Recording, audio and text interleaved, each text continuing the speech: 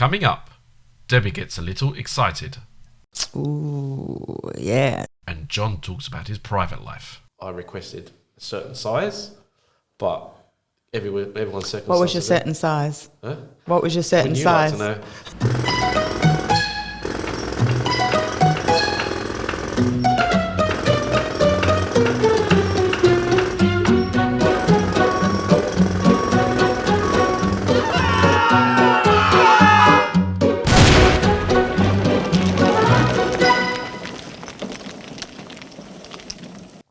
Welcome to the Builders Crack podcast, where we go deep on the issues and we leave everything uncovered. My name's Deb, I'm your host today, and today I'm joined by John, my producer. The best thing about today's podcast is it's our very first podcast. Well, technically it's the third time we've tried to record this podcast, apart from nearly putting John in a straitjacket and carting him off to an asylum. Yes. It hasn't been an easy skill for me to acquire. So today it's really about me and the podcast, about what Perth Building Shelter is all about, but it's very, very hard to interview myself. So I get the pleasure of putting him in the driver's seat so he can see just how tricky and have a new appreciation for me of how this goes. So here's some questions I prepared earlier for you. Thank you. Thanks. At the end of today, I've also got some common questions that I'm asked, and I'm going to rattle those off very quickly at the end of the podcast. But hang around because I do share some tips for all the homeowners that I feel that you all should know. Welcome to the show, John. Thank you, Debbie. Thanks for inviting me on. That's good. So I've been mentoring you. I've known you for about a year now. I think we're getting close to a year. You're building yourself.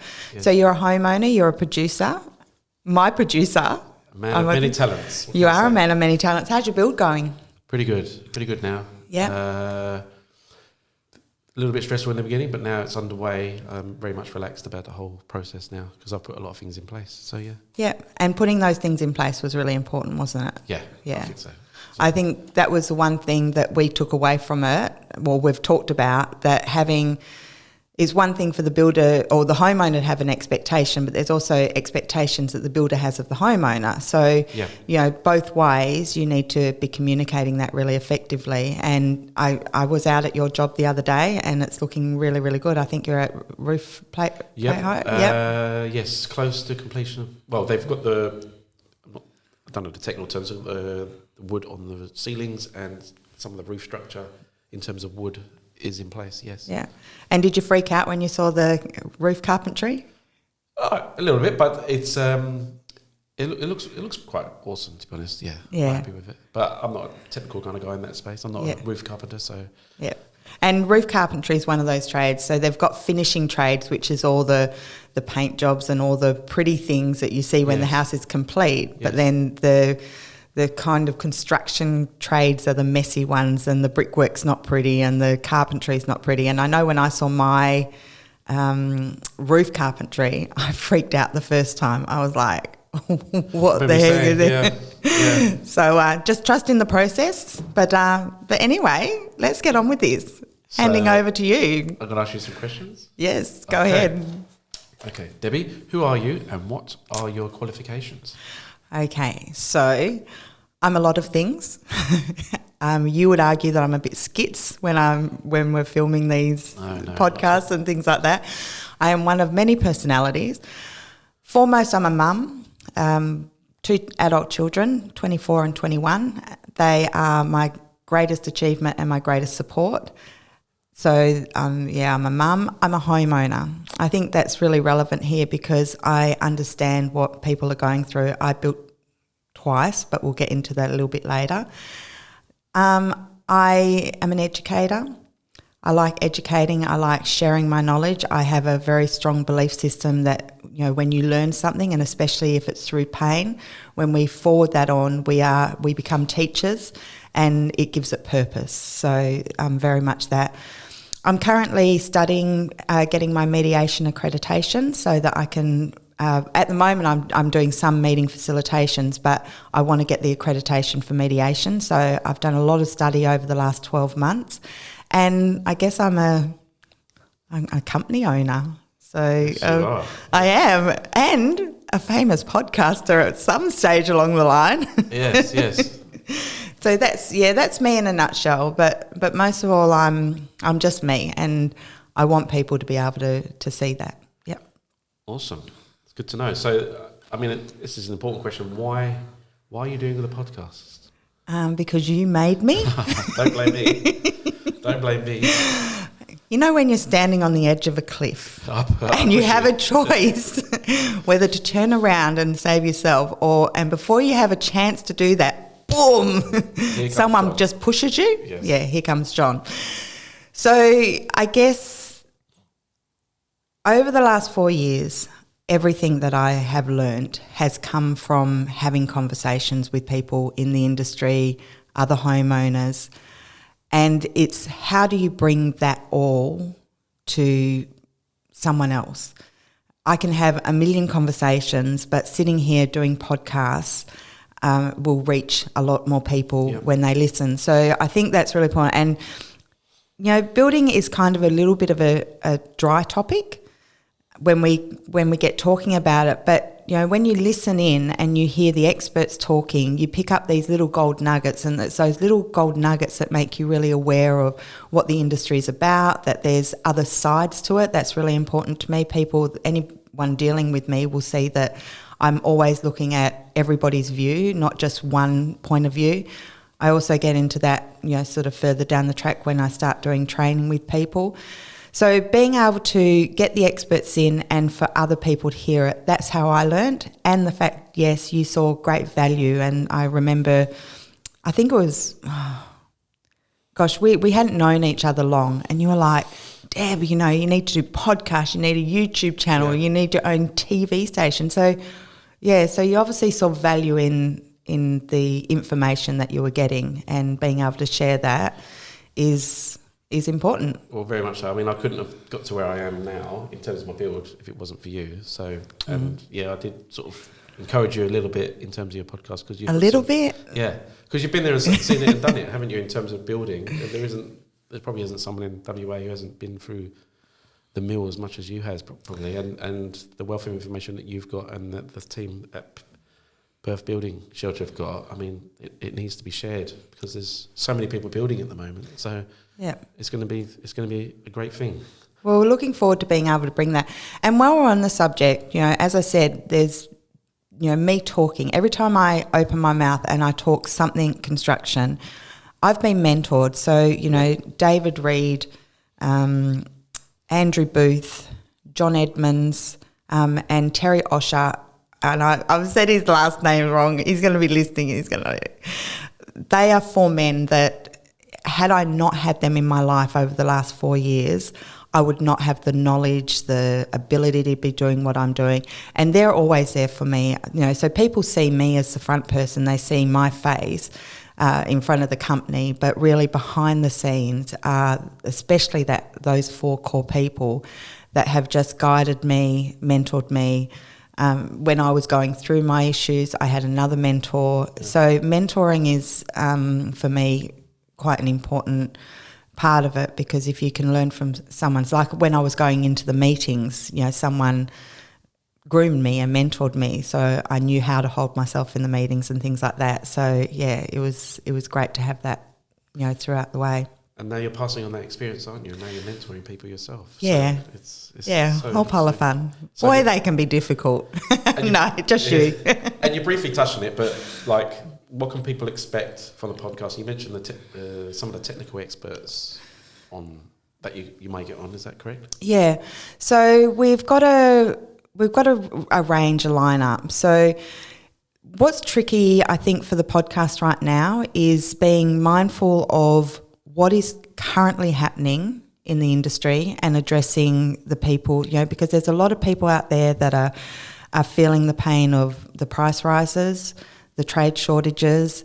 You know, if you're listening to this and you're sitting there going, you know, I get it, you know, I feel alone. Communication is huge. I think every day I'm speaking to a homeowner and they just go, I just want the builder to communicate to communicate with me. But that communication is definitely an area that needs a lot of work. It also needs work on both sides. The liaison people that are in those roles at the moment are probably also doing it tough and struggling, because they're probably, getting a lot of calls. When is my slab going down?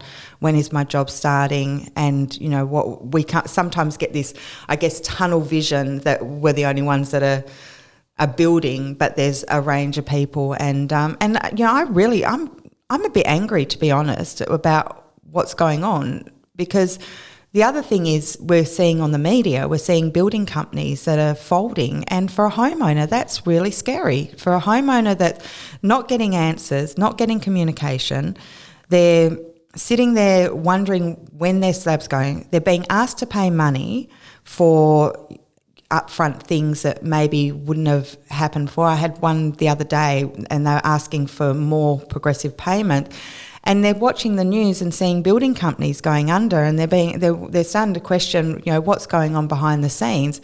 Nobody is helping these homeowners feel any sense of relief from that. So, the grants, don't even get me started on the grants. WA, did we need them? We don't, in some ways we don't align with the eastern states, but people are across the board are hurting. No matter where you look in the building industry at the moment, they're hurting. So if I was to say anything on that, is just everybody be mindful and do what you can to be a bit more empathetic on those things. They've bought a lot on themselves. The grants were never, this is a very big misconception. The grants were never ever designed for the homeowner. They were to boost the trades. They were to boost the industry, to create jobs and things like that. Yeah, it was a stimulus. And a lot of people are going, oh, where's my grant money? Well, that grant money, use it wisely. You're getting paid it up front. Use it wisely to ease your pain of, are you going to have to rent for longer? Don't go out there and buy the new car. That's right. Don't go out there and buy the new car. Don't go out there and buy a jet ski or whatever. Put it in the bank. Use it for your progressive payments to get you over this difficult time is the best advice I can give people with that grant money at the moment. So sorry, I went on a bit of a tangent, but those tangents, there's a lot going on, and the grants have created a lot of problem, and they're a pain in and a lot of people's. Well, if we go back to the question, what can people expect? I think people can expect, from my point of view, being a homeowner, is that the incredible value that you're going to bring, because you're on the front line, literally on the front line of everything that's happening in the building industry. And people want, well, I certainly do, want information that's relevant to Perth and what's happening now and how people can potentially deal with those issues. And I think that's going to be the beauty of this podcast, and that's why I think I have, and maybe, and most definitely others have encouraged you to do this, because it's incredibly valuable, and probably no one else is really doing what you're doing. No one else is really, doing it in the way you're doing, with integrity. You're listening to both sides of the story, and I think it's incredibly valuable. And I think that I know I have, and I know other people will find.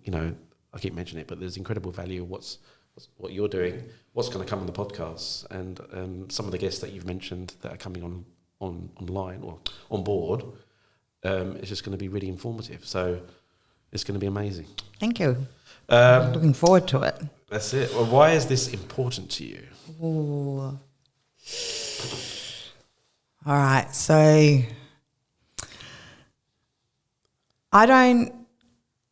why is it important to me? Okay. Why is Perth Building Shelter important to me is probably more that than the podcast. Back in 2018, when I went through the journey of building, the first time I built, I was like many homeowners. I didn't know a thing about building. I don't know how many times I hear a homeowner say they get through the contract stage and they go, oh, or they get through their build and they go, oh, I wish I had have known that before I started building. one of the biggest challenges we have with everything we're doing is getting in front of the game and getting to homeowners and helping them get this learnings and education before they start building, before they get into trouble. So there's a whole range of things that happen, that cause the problem. For me personally, though, a lot of people think that I built Perth Building Shelter because of my crack slab.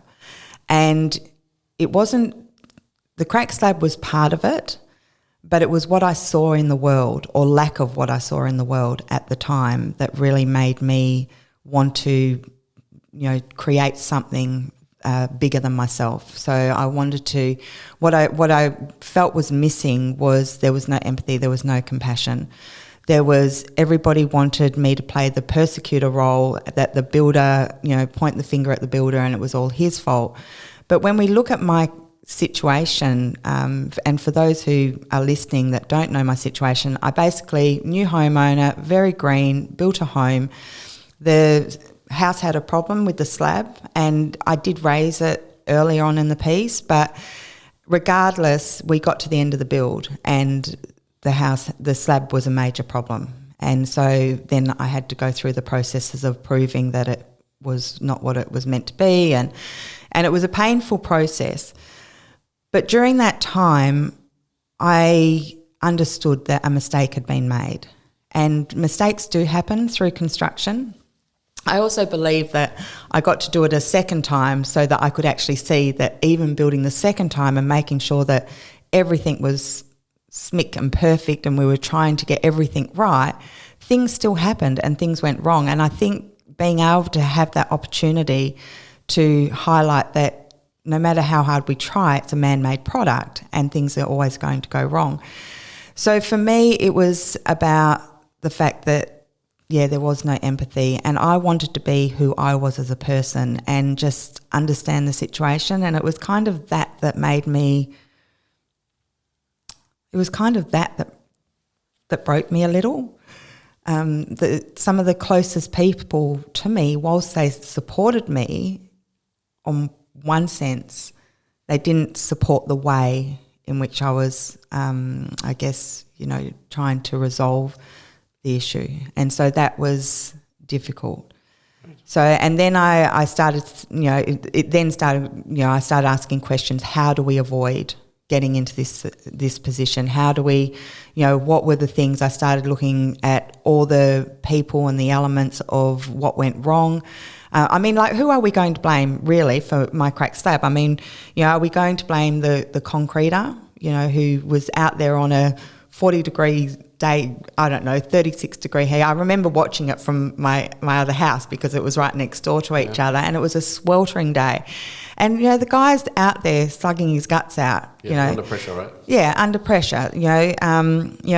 Are we going to blame the concrete truck that, added the water, because it needed to come from Fremantle. It was, again, holidays. It was holiday time. Came from Freo, did it? That truck, I believe, came from Freo. All right. So it's got a way to travel. Are we going to blame me? To a certain degree, I had responsibilities myself, the homeowner responsibility. And for 9 months of that build, I was looking at those cracks, and even though I was questioning them, because I didn't have the experience that I thought my builder did have the experience. No, don't get me wrong. Because I had the mindset of they know, and I've chosen a builder, on reputation and things like that, I stepped back. But I was very much at fault in terms of I had 9 months opportunity to get a building inspector. And these are the things that I say to people, and they're like, no, the builder's at fault, it's their fault. But in order for any conflict or any confrontation, we have to take ownership of what our role is in the whole situation. And at the end of the day also, it's about how the mistake is resolved. And whilst it was very shaky in the beginning of what I went through, in the end, we all got there, and we really all got there when we just silenced everyone else, and it was just me and the builder sorting it out for ourselves, and going through and understanding each other's values. I think that's really important when we don't have time to get to know people, but understanding people's values and what was important to them, was a big. So I went on a very long-winded story there, but ultimately I'm doing this because I believe we can create improvements in the industry. I believe we can create a better experience for homeowners. I think we can avoid a lot of the problems, but we need to start somewhere. And why not here? Well, knowing your story as I do, I think you handled yourself with complete integrity, and you did an amazing job. And obviously, you're doing a great thing now by passing on your learnings. I think it's amazing. So next one, moving swiftly on. Why? This is interesting. Why are homeowners at risk? Ooh, yeah. So some of those learnings. Why the biggest reason they're at risk is, and again, doing that whole study of what happens and why it happens and how it happens. The main thing that puts them at risk, if I was to say to any homeowner, when you choose your company, you're choosing them because of how well they've dressed their display home. Most of the time, the thing that lights you up, the things that we buy by feeling, we buy by our emotions. And when we're doing those things by emotion, we're not thinking constructively. You buy into the brand, don't you? You buy a brand, yeah. So a brand that has spent a lot of time building their reputation, and rightfully so, and protecting their reputation is one thing, but there's a lot that goes on that doesn't get exposed. And over time, that will probably come out in these podcasts. So when you choose your builder, what you see, so if you imagine a pyramid, I think this is the easiest way to describe it. If you imagine a pyramid, and at the top of that pyramid, you've got your management. Coming down from the management, you've probably got your supervisors. Down from that, you've got your liaison people. Down from that and on the bottom, you've got all your trades. And those trades and supervisors can come from anywhere. Or, the supervisors are employed by the company, but the trades can come from anywhere. Often, the tradies are brought in by the supervisors, so it might be a mate, it might be, someone that you don't know. So you go and buy this brand with very little knowledge of who's actually building your house. So, the people building your house, it's kind of this dysfunction, unless the builder's done a really good job at getting to all his trades. And the bigger builders, you can imagine there's hundreds, I don't know, if not thousands of trades. If you haven't instilled those values in your tradies, then they're not representing your brand. So, that's why people are at risk. They're kind of under a deep illusion that they're buying this particular company, but really the trades might not reflect that. Well, because they're not actually part of the company, are they? No, a lot of them subcontractors on the subcontractors, so they're not actually part of the company. So therefore, they're not going to have potentially the same values. Exactly right. They're not part of that actual organisation. Yeah, exactly right. That's something I learned recently. Well, that it's subcontractors. Yeah, and look, some of the companies out there do it better than others. They look after their trades, and so that reflects in their workmanship and things like that. But it's that people need to be a little bit aware of. First of all, they're emotionally buying when they buy, and especially when they've been to the display homes. And those display homes too, interesting enough, often those display homes are kind of designed and put together. They take focus groups through and say, what do you like, what don't you like, so it's getting people to get the feeling of the home. So it's all emotional, and we need to sort of do a little bit of a shift to kind of make it a bit more a business relationship rather than that emotional, sort of buy. So we're working on that. But a lot of awareness around that will help. So, and just being aware that, your trades are the ones building your house, and there's a lot of trades are feeling really undervalued as well. I'm sure. So, it's tough on them. They get there on a day and they feel quite undervalued, and so they're in and out, and, are they really caring, about their job? And I'm not having a go at trades. I think they've got a tough job, and especially when they're being underpaid and undervalued. And at the moment, they might not be being underpaid because they're supply and demand, and they're driving prices. But prior to the grants, there was a lot of trades feeling like, why am I bothering? New generation as well, where trades used to be really proud of their work, and there used to be pride. We're also seeing a lot of young people. Well, trades are becoming a shortage because people don't want to go into it. So that also is impacting everything that's happening, and, the trade shortages.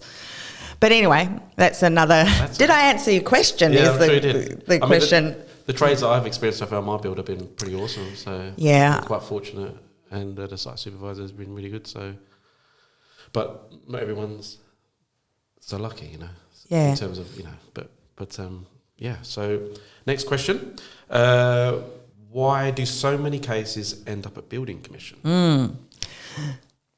Most of the time, miscommunication. So I would say the majority of the communication is the root cause or expectation. So in terms of communication, when homeowners start their build, they're given a document, they're given the contract, and the builder says, read this. If there's anything in there, please come and ask me. Talk to me about it. But that contract, look, let's face it, you get phone contracts, you get building contracts, bank loan contracts. Who really actually reads their contracts? Not many. I actually handed my contract over when I did it the first time, and I went, is there anything I need to know in this? Yikes. Yeah. But there are certain things in the contract that need to be highlighted. Provisional sums would be one of them, performance solution, things like that. So what happens is the homeowner, this is my take on it, from going to the display homes and seeing all the bright, shiny new and the wonderful product, the expectation is set. From there, the expectation kind of diminishes as we're going. And then there's certain things that come up, and it's not what they thought it was going to be. So, talking to people about what to kind of expect in their build, how do we change, or how do we improve, or how do we meet the expectations or lower the expectations, or I don't know. The question needs to be asked, why are the expectations? Mm-hmm. Why are the expectations so high? And this is something I feel that it's not being asked. We can say, the homeowner's expectation is so high, they're being unreasonable, this, that and the other, but why are the expectations as high as they are? So, and we really need to be looking at that, why is it? So there's also an expectation of what the builder will do when things don't go right. And if that doesn't meet the homeowner's needs, then generally it causes the conflict, and it becomes a kind of, you're at fault, I'm in the right kind of scenario. And a lot of it is just the fact that there's no understanding or taking time to understand each other's point of view. So then we go to building commission to prove a point. And don't get me wrong, there are ones that absolutely need to go to building commission. It's compliance. They need to go to building commission. They need to be, have a decision made.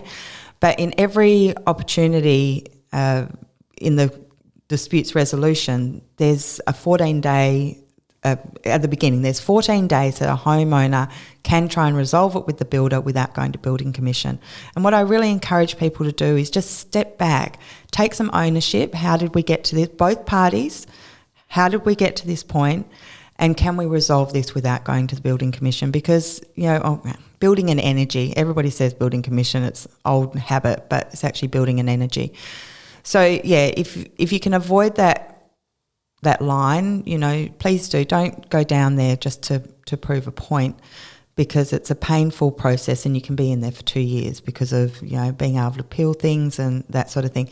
So, to answer the question, why do most go there? It's mainly because of lack of communication and lack of wanting to resolve it. So stepping outside of it and seeking to understand each other. Yeah, I mean, I was fortunate to sit in one of the podcasts that haven't come out yet, obviously, and I remember overhearing you say, if you really do not want to go to building commission, and that is very much for both sides. And I think you said if they, you've been dealing with one case recently, it's a case of that's where they're going to go. They're going to go to building commission, and you was obviously disappointed with the fact that obviously we can't shed too much information, but it's they're going that way, and it's just a sad thing. And one of the other things you touched on was the contracts. Having recently signed those contracts, within the last 12 months, I thought they were a complete mess. Mm-hmm. There were so many, if you've never built a home before like I have, and I'm an immigrant, so to speak, they were just, a mess. I didn't really, even I read them 100 times, still didn't really understand. So many unanswered questions in there, and it needs to be revised, it needs to be improved and modernised, and they need to consult with industry experts to formulate some new contracts that are fair to both parties, Yeah, I agree. I sort of feel that they are a bit biased to one side. The other thing, I've been doing this for 4 years. There's people that I know that have been doing it a lot longer than me, fighting these arguments and issues and things like that. What frustrates me is provisional sums is one that is highlighted all the time, that comes up building commission, it comes up in social media, which I'm going to talk about social media a little bit today. It constantly comes up as a problem area. So again, rather than just go, it's a problem area, and why is it a problem area? The clause itself, it has a lot of grey areas. Now, I have an argument that the way it is written, it's indicative to a progressive payment type thing where homeowners made aware of. But I was even talking to Building and Energy on this the other day, and they explained it in a different way. So there's a grey area. It's a common problem. So why is it that we're not looking at how do we make it clearer? How do we make that more black and white than what it is? Well, there's 100 common problems. Well, there is, but we've got to start somewhere, and I think provisional sums is a common one. My fear is over the next 12 to 18 months, what you're going to see is an increase again in the provisional sums argument, because we've had the price rises. The next thing is homeowners are because they're a little bit uneducated or unaware how provisional sums work, they're going to be hit with extra costs on provisional sums, and they're going to feel like something again has been taken from them. So I think that Building and Energy should start gearing up to get ready for a lot of claims on potentially provisional sums being argued over the next time bomb. Considering the boom that's happening, the grants that's created a gold rush for this. Who's forward thinking enough to see that there's going to be problems? I mean, you are, but the powers that be, they need to foresee that there's going to be a ton of issues going forward. Even there's issues now. What are they going to do about it? It's way above my pay grade, but they can bring in legislation for COVID. Obviously, COVID's an important issue, but if they can bring in legislation that quick, well, why can't they apply the same to home ownership and building? Because it involves everyone, from builders, businesses, to families, to single mums, single dads. Just everybody's involved in the process. like it's such a emotional roller coaster ride. You know, what are they going to do about it? Well, that's it. And I think the other oversight here is what other areas, like building and energy, like most government places are under-resourced. There's no question about it. But what other impact are we creating? So we've, a homeowner that's emotional, that's going through this build, whatever, doesn't go right or something, then you end up with this argument, whatever.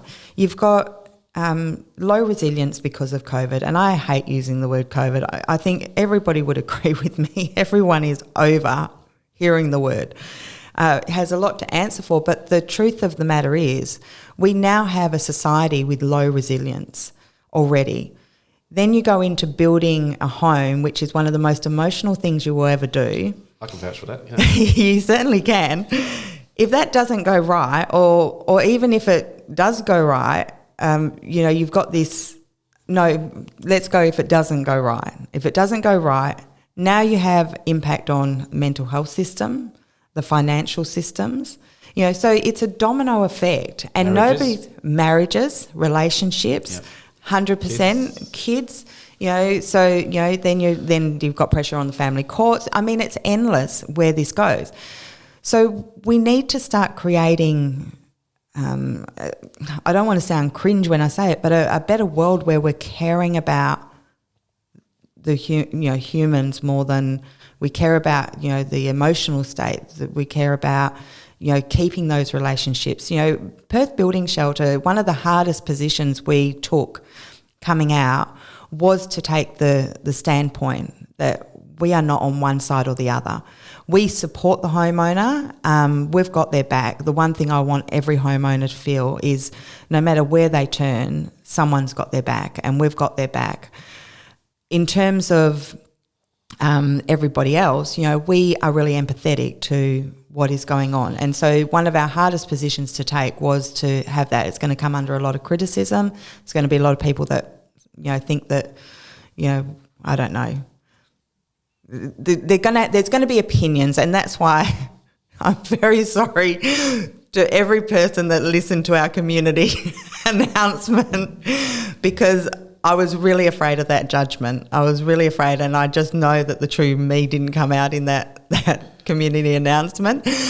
But it had to go out there, because every day that we aren't letting homeowners know that we're here to help is every day I think of a homeowner that is under emotional distress that doesn't need to be there. Sometimes it's just having a conversation with these people that makes them feel heard, makes them feel understood, and it's an important part of the whole process. Well, obviously you're looking for positive change, right? And you can't have positive change without making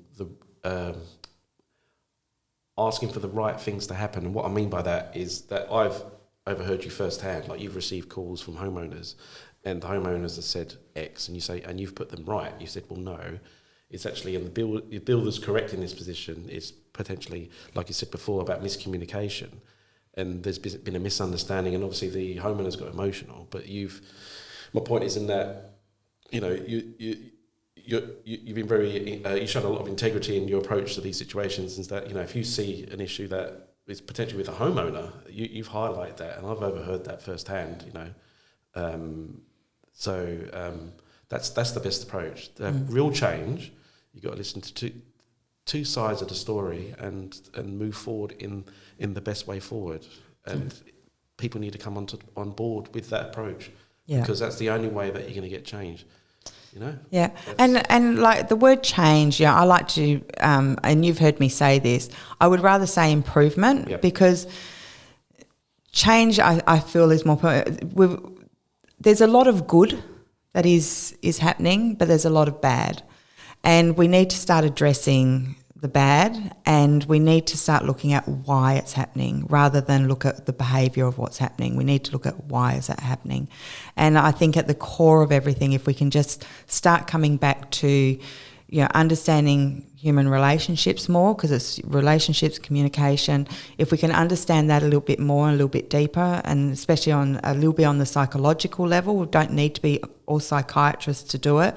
It's just having, again, one of the most common comments I hear from every single homeowner is, I just want them to care.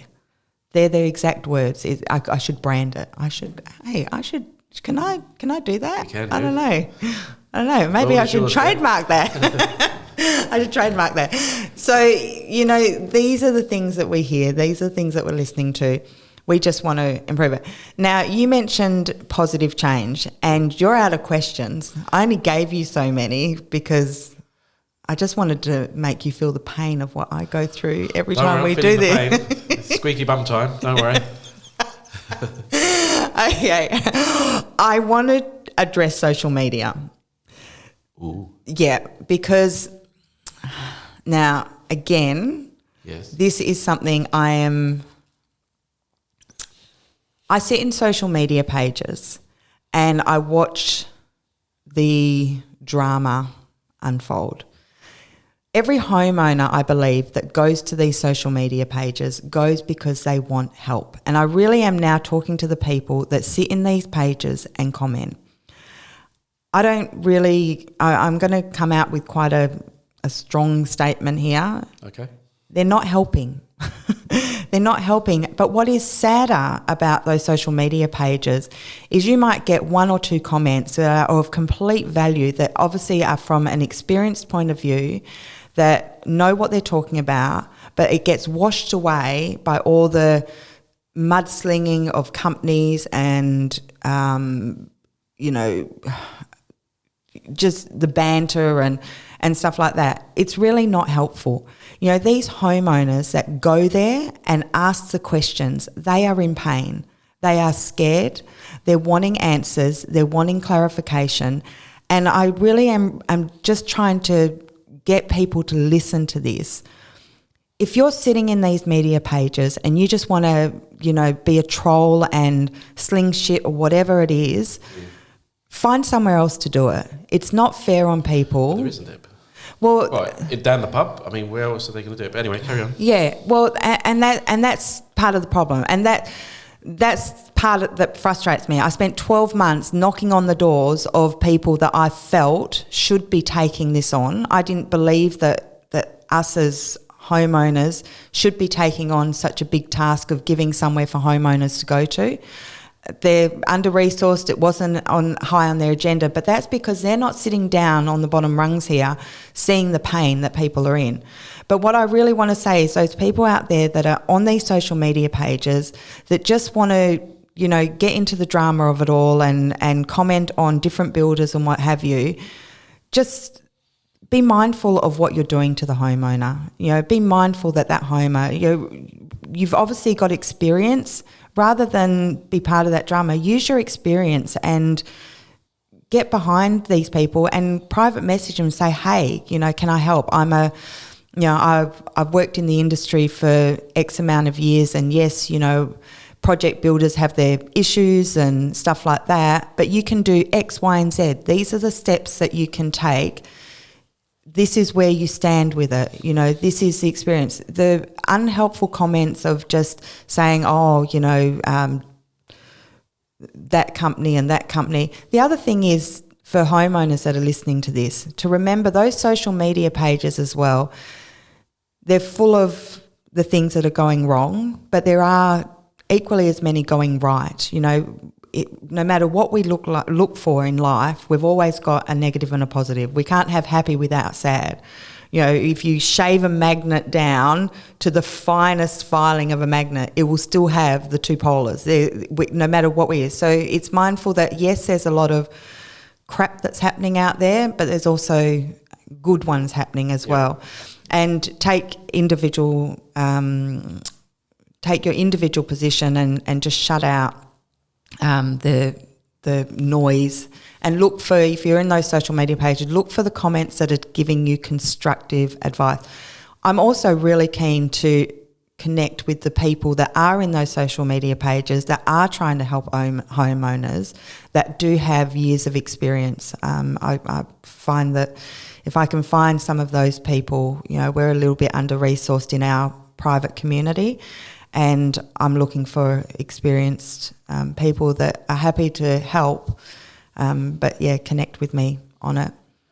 Well, you've got a couple of social media pages yourself via Perth Building Shelter, and I know you'll keep a tight rein on the activity that goes on there because you want it to be different than that. You want it to be, a positive place, but, a positive in the sense that not the world is full of fluffy bunnies, but it's a case of that,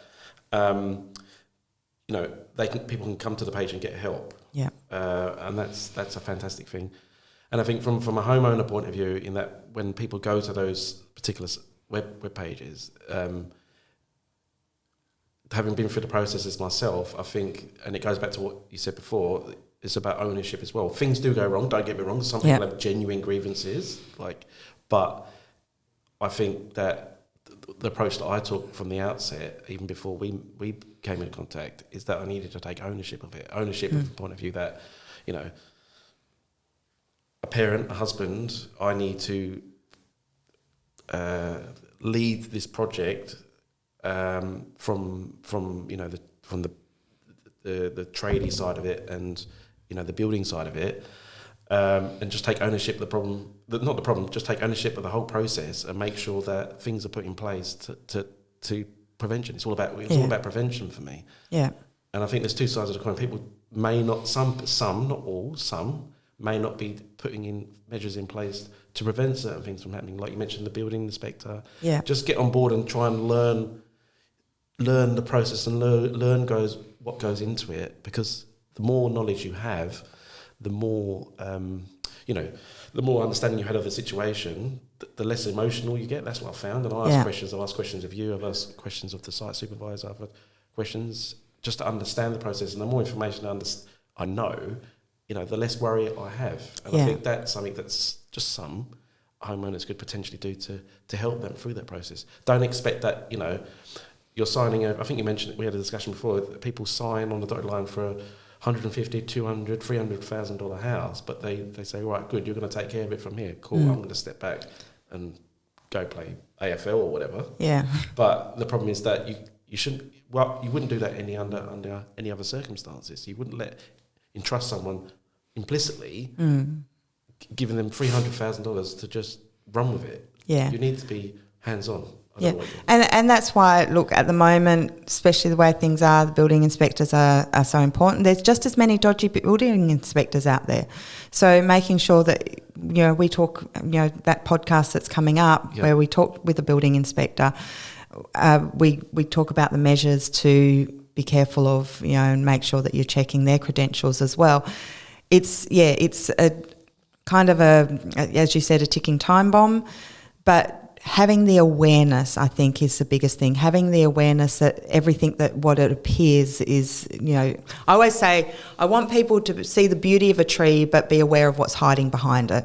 And, until we start bringing all these topics up, we're not going to be aware of it. We're going to keep seeing homeowners signing contracts in blind faith and then stepping away from it, thinking it's going to be one way and then finding it's another way. In any other situation, you wouldn't give someone $150 or $200,000 to $300,000 and say, crack on, mate. You just that's my point of view. It's due diligence. It's due diligence and understanding homeowner responsibility, understanding what things you need to do to protect yourself. Good communication, with your builder. Build the relationships. So give the builder an opportunity to build trust. Going just quickly flicking back to the social media. There is a reason those pages have existed, and that is, in the early days, they did have a lot of impact in those changes. So I think it's important to recognise that, one social media page in particular, in the beginning, really did impact change. Okay. But now it's just become, and there's no question there's problems, but show me any relationship, show me any industry that doesn't have its problems. We need to, first of all, homeowners need to give the builder an opportunity to fix it themselves. Good communication. The people that are sitting in the social media pages that are just, slinging mud, the homeowner wants to hear more than anything, am I okay or am I not okay?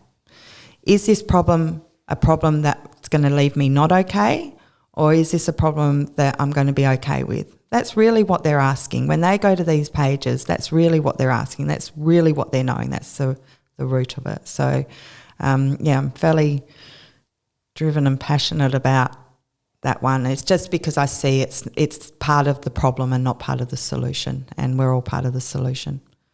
Well, Perth Building Shelter is the future, I think, in Perth, to be honest. There's no one else doing what you're doing. And am I going to get a building with a sign on it? Could be. Yeah, with our logo on top? Maybe in Leaderville. Anyway, swiftly moving on. I like it. So, as promised, just before this podcast, I did ask, there's common questions I get asked, so okay. I wrote them down on a card, and I also asked a couple of friends of, what do you think homeowners really want to hear? So I'm just going to read them. They wrote them on the cards. You want me to read them and you answer them? Or I think I'll read them. Okay, you're the boss. Oh, you like this position. You like being part of this now, huh? Yeah? I must say you did better than I thought, You haven't finished yet. Well, what I want you to do is have to stare down the barrel of that camera and just talk to the camera itself, because the camera doesn't give you anything back. At least you smile occasionally. All right. Okay. Oh, what size should your slab be? Now, I did not put these in any particular order. I'll quiz you. What size? That's a good idea. What size should your slab be? Well, the quick answer or the long answer? You answer it. See, let's see how well I've trained you. Well, I would rely on a reputable engineer to tell me, because my circumstances might be different to someone else. But I requested a certain size, but everyone's circumstances. What was your certain size? Huh? What was your certain size? Like to know. It's 100 mil. It's not about the size. Yeah. Just saying. Swiftly moving on. I asked for 100 mil, but everyone's size is different. I remember when I was doing research, and that's how we came into contact. Mm-hmm. Someone had 200 mil, and they didn't have like a complex site or whatever. So that was interesting. But so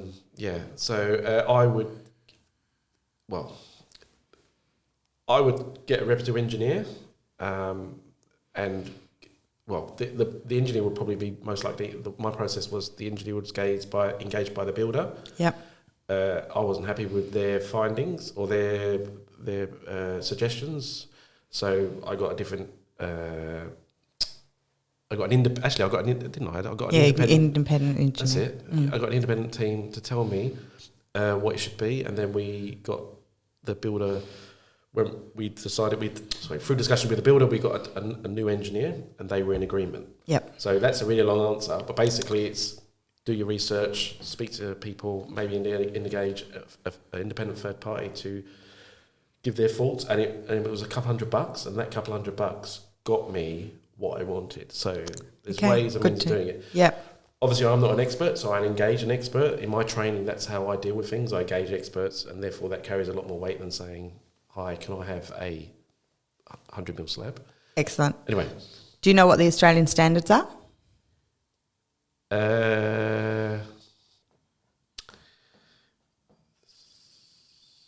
85?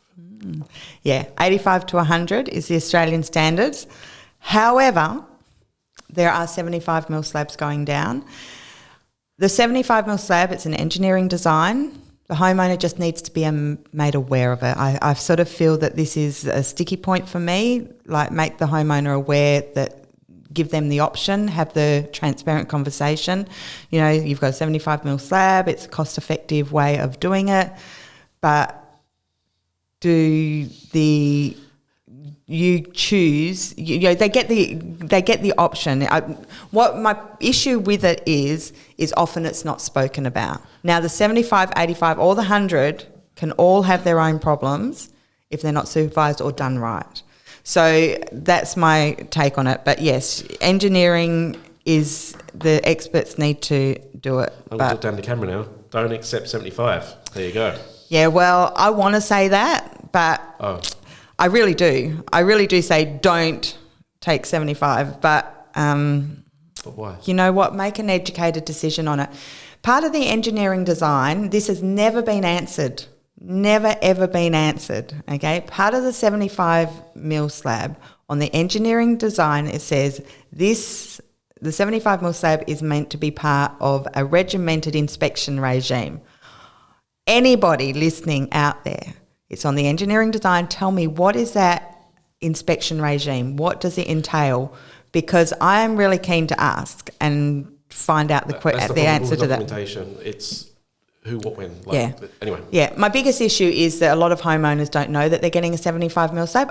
Just ask the question of your builder. What size is my slab? What is the engineering? You're not expected to understand engineering drawings, but anyway, that's that question done. Okay. Ooh, would I ever build again, and would I use the same builder? Well, I get asked that a little bit. No, these are my questions. Right. These aren't about you. I'll make sure I ask you the questions if I you know what? I still might quiz you on it. But, okay, would I ever build again? The answer is yes, I would, strangely enough. Maybe I'm a sucker for punishment, but I would, because I've got the knowledge of what I need to do and what needs to go into it. So for that, we could go forever. You know, there's product issues and things like that you might look at as well. So I would build again. And would I use the same builder?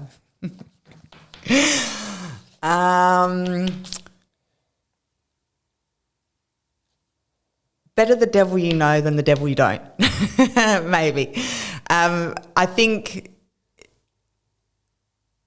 I would. Because I think we have a respectful relationship. But at the end of the day, it would still be, I would just be a client, and my trades would be the ones building the dream. So I do believe this company is doing it better than anyone because of their pain.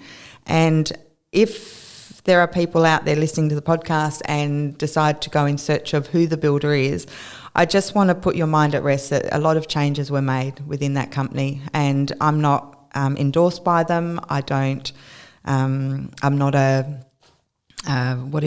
ambassador for them or anything like that. I just recognise that, they could have kept doing what they were always doing, or what perceived that they were always doing, and they made a lot of changes. So, and you've seen that. That's the question. And you've seen that in action in my build, haven't you? 100%. And it's not just been in your build. Okay. It's been on other builds. And again, I'm dealing with a lot of tradies. We talk to a lot of tradies, and when I hear the tradies coming in and saying that, this company is, better than the other company, or, one of the better ones and things like that, you've got to listen to that. But they are still going to have their problems, without a doubt. They're still going to have their problems. And you still need to do your due diligence. Doesn't matter who you're building with, do your due diligence. Okay, you're looking at the camera. Yeah, it looks like it's gone off, but never mind. That's okay, because I'm the most important one. All right, tips for homeowners. Please, for the love of God, please, if I can teach homeowners this one above any others, record everything. Have a little book, have a little diary. The reason this is so important, if someone rings you, first of all, our memories just don't have the capacity to remember every single word, every single conversation. We interpret it all differently. So you might interpret something very different to how I interpret it. So if you get a phone call, whether it's on a napkin, whatever, just dot point it, and always finish your phone call with, please can you follow that up with an email? Because this is, again, the communication. It gives the opportunity for both parties to say, oh, that's not how I heard it, or that's different to how I heard it. So for that reason, it's really important to be doing everything via, sure, have your phone calls because, you tend to build rapport quicker and things like that in phone calls, but follow up everything with an email.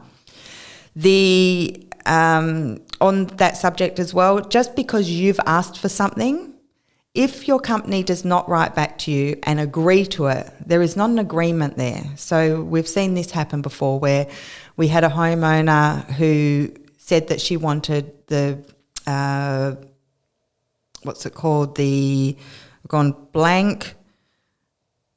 waterproofing. Her waterproofing inspected. She wanted her waterproofing inspected before the tiles went on, and she went to the house and all the tiles were on. And so she contacted us and she said, I asked him, and we were going to get the inspector in. And I said, great. I said, have you got that in an email? Yeah. Have you got that in writing? She says, yes, I have. And I said, great, send it through to me. So she sent it through to me, but then when I got it, I could clearly see she had asked for it, but the builder had not agreed to it. Yeah. So it's a very fine distinction, but you need to be aware of it. The other thing is, if you engage with us at Perth Building Shelter, the very first thing I'm going to be asking you is, have you got that in writing? I don't take on any cases, I don't take anything into arguments if I can't see the written evidence of it. So because when we start doing that, it's about taking sides, it's about the drama triangle and things like that. So record everything. Building inspectors, really at this stage with everything going on, I wouldn't be building without a building inspector. Make sure you're getting a reputable one. Jump on our website. I keep meaning to put resources. I'll ask you to put resources up. I'll be on to that. If you're confused, if you're feeling overwhelmed, if you're feeling stress, it means that you have uncertainty in your life. And so when you're building, if you're feeling overwhelmed and stressed, just ask a question. So what is it that I need to know to give me that certainty? Right now, what we're seeing a lot of is homeowners, the uncertainty is, when is my slab going down? When are you going to start building my house? When are you going to start communicating with me? So if you're feeling confused, overwhelmed, ask a question. Trust and enjoy the process. It's a painful process, but when you're going through the process, sit back and enjoy it. Ask yourself, how am I growing? How am I learning? And see it as a learning opportunity. So that one. And on my last tip is display homes. If you're a new homeowner thinking of building, the biggest tip, display homes, when you go through the display homes, place your hand on things and say, is this part of my package? Yep. Is this part of my package? So we'll be doing a lot more on expectations and things like that. Well, okay. All right. How do you pick a good builder? I'm going to ask you the question. How do you pick a good builder? Through word of mouth, I guess. So that's a hard one to answer. It is. Did for a long time since moving to Perth, like over 13 years ago. I've always liked what they do, and I guess it's. You just broke my number one rule. Yeah, I know. I just fell. I'll admit, I admitted I like the brand and stuff like that, and I went from there. But like any process, I try to start off and do my due diligence around every aspect of the build and and here we are. Out of curiosity, how long did you take to pick your builder? Like, did you go to display homes? What were some of the questions that you asked? We're going on a tangent now. That's right. When I was looking around the display homes, not only at the end I started asking about slab sizes and stuff like that. And that came through that education once you started delving a bit deeper. When we were getting very close to making a decision. But I've always had my heart on the particular builder that I went with. Yeah. So, that's it really. I can't really explain it any more than that. It was just, there was a boutique builder who they're very close as well. Yeah. Great guy. But the stars didn't align, and we just went down a particular route. But there's options out there. There's the smaller builders that are super keen to, and they're super good. Yeah, the chap I know, he's amazing. Yeah, but it's just the stars didn't align at the right time. No, and this is a tricky thing as well, because there are a lot of custom builders out there. We've got one coming on the show in a couple of weeks, hopefully. Because for me, they're kind of like this diamond in the rough, because they used to work for project builders, they've got custom builders, but they're also, they have their they've built their own homes. So for me, they've got that bird's eye view. But yeah, the things that I tend to say is, really, companies are only as good as the trades and the supervisors, but you don't know that. Right. When you're at sales level, get to know the company, ask their why, ask what their values are and how are they displaying their values throughout their company. So, the values might be, I don't know, honest, integrity, trust, okay, well, how do you show your clients that? So rather than be about, we want to start moving people towards looking more at the product and asking clever questions and smart questions around the product, the waterproofing, the slab sizes, what, sort of products you're using. We're a little bit before the time there. It's going to take a little bit of time for that. But understanding the value of a company and what they represent and what their core values are and whether those values align with yours. That's if the person you're talking to can answer those questions. Well, this is if the salespeople don't know the values, then they're not doing their training properly, because really what should be happening, in my opinion, is the values would start up top, obviously, in the directors, and because it's their vision. At the end of the day, it's their vision to have a building company. Okay, so what are your values? Okay, now sit with your management team. And what are your values? Okay, so our values here and here align. So, right, okay, now let's go down the next level and the liaison people, what values do you see our company? And if you go through that chain, you get those core values, I believe. But, yeah. Regularly, I was very fortunate to have a great sales guy, and I think like an amazing sales guy, and I think it comes down to recruitment from within the building companies. If they recruit from certain industries that have some sort of integrity. So my sales guy was a ex-building inspector, so he's got an element of integrity, and he's also got technical knowledge. Yeah, and that was fantastic point of contact. Not only that, he was, great representative of the company, but he had technical knowledge and he had integrity in the fact that he knew what I wanted.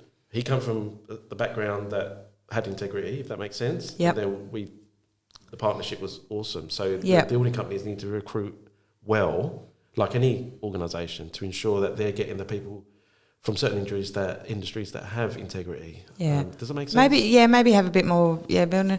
Yeah, I don't know what the answer is on that one, to be honest, and.